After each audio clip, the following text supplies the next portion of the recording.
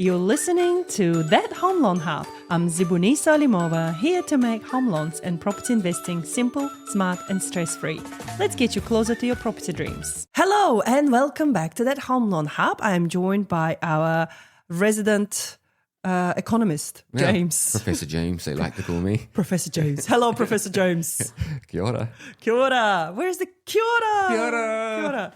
Awesome. What are we talking about today? Well, we had such a great start to the last chat, didn't we? We started talking about the financial markets and stocks on our local market here, which I thought was really interesting because if you're interested in property and you want to track how the property market is sort of doing, there are some listed companies on the New Zealand stock market and Australian stock market that can be quite appealing, and they've been going for a real tough patch over the last, say, 4 or 5 years, 3 or 4 years. Okay. So if you want to look at any names? Yep, we can name some names. So look at the retirement villages and aged care. So you got Ryman. Is sort of bouncing back off really bad lows of about $2.50.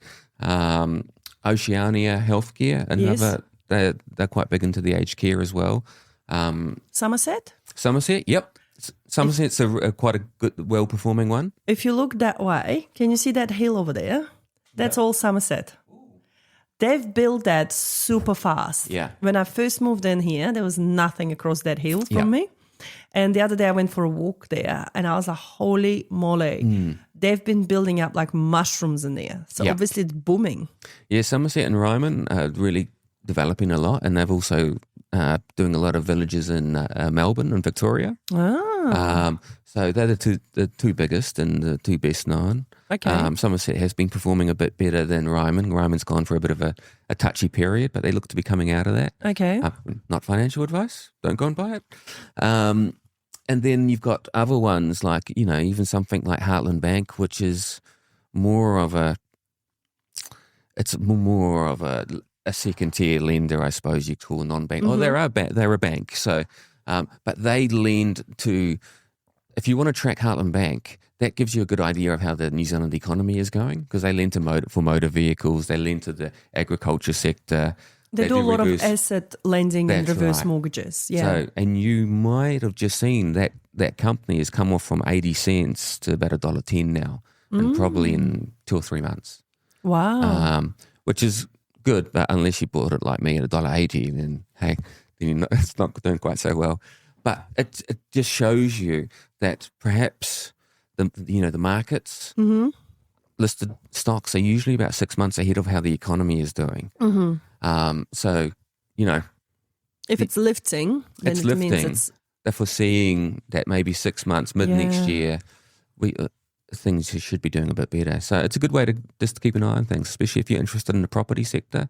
There's listed trusts as well, property trusts that own office properties and things like that. And this is not a financial advice. Like, we are not investment advisors. No. We're just normal people sharing our experiences, right? Because in the previous episode, I mentioned that suddenly I realized I've got shares with Fonterra because I just buy through Sharesies. Yep. I've got this automated payment come out every month. I just put $200 in and I just see, and I just buy random ones. Honestly, it's mostly in the middle of the night where I'm bored and I want to do online shopping. Yeah. So instead of online shopping, I jump in and I do share shopping. That's good. So I just go boom, boom, boom, boom, boom, random. I never track anything because I'm just shocking at tracking things. Property is what I love. Property is what I do. I know, I understand. Sharesies, I don't. So I just press buttons. Well, I think you can extrapolate from what you know here in the property market to the financial markets and focus on property, and you'd probably do really, really well because you're already in the industry. You know what's going on. And it would be the same if you had a farm. Follow agricultural stocks. Use your experience. Like it's a tough area to make money in if you're outside your area of competence. Yeah. But if you know the industry, but I would definitely suggest it. And I'm beginning to see a lot of clients with, significant Sharesies accounts that they're probably just doing the same as what you're doing. Get a bit of spare money, don't really want to put it in savings. Yeah. Well, for me, I satisfy that online shopping craving that I have every now and then. where I'm like, oh, if I buy this, but then I'm like, oh, it's just junk buying, and putting more stuff into my house. So I'd rather buy shares. Exactly. And the kids are doing really well as well. Like they buy their own shares, they choose their own shares. So that's really cool as well. Very educational. It's really cool, and you can do it in smaller amounts, so it's not as risky. Yeah, exactly. And that's what I was saying, that I just realized that Fonterra went from $4 to $8 all of a sudden within a year. And I was like, wow, that's a big change. And big turnaround in that company. So exactly. Good investings, Evaniso. Oh, no. Well done. Well done. My online shopping paid off. But guys, I have this lady I interviewed recently, and she does investment advice.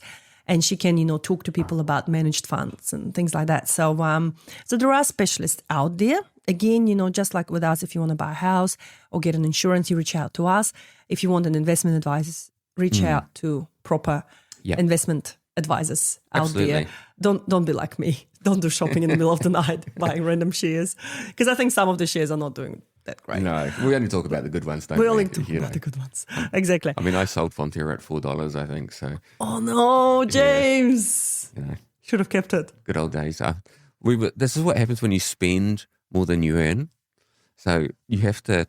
It's really good practice to get into a routine of actually earning more than you spend every month. If you spend more than you earn, then you end up selling, assets or investments to pay for your consumption. So it's just, generally speaking, if you can try and earn more than you spend every month. I know it's hard every month to do it, but generally, consistently, then you are going to be successful financially over the medium to long term. Exactly, because that's exactly what I was just saying last night, that you could be earning $1 million, but if you spend $1.5 million, then you're not better off, know. So what you earn and what you do with that money is important, because you could be still earning 100K, but if you spend only 20, then you're 80K better off than a person that's earning $1 million. So it's what you do with your money and how smart you are. And I'm not saying live on a absolute savage lifestyle of not spending money at all, but there's got to be a balance between wasting your money and investing it in things. Even if you're on a lower income, I'm seeing some families that are just so good with their money. They are really good, and you can see once the kids just go to school and the wife goes, in this case, it's the wife that goes back to work, not the man that goes back to work. You can see when that happens, they are going to be in such a good position because they've had to do it tough. Yeah. They haven't had much income, and they've got those really good habits. Whereas when you're earning more money, you just tend to easy come, easy go, and you don't think about it. Exactly. So you really got to sort that out. I love Dare I say it? From Professor James. From Professor James. You've been told by Professor James.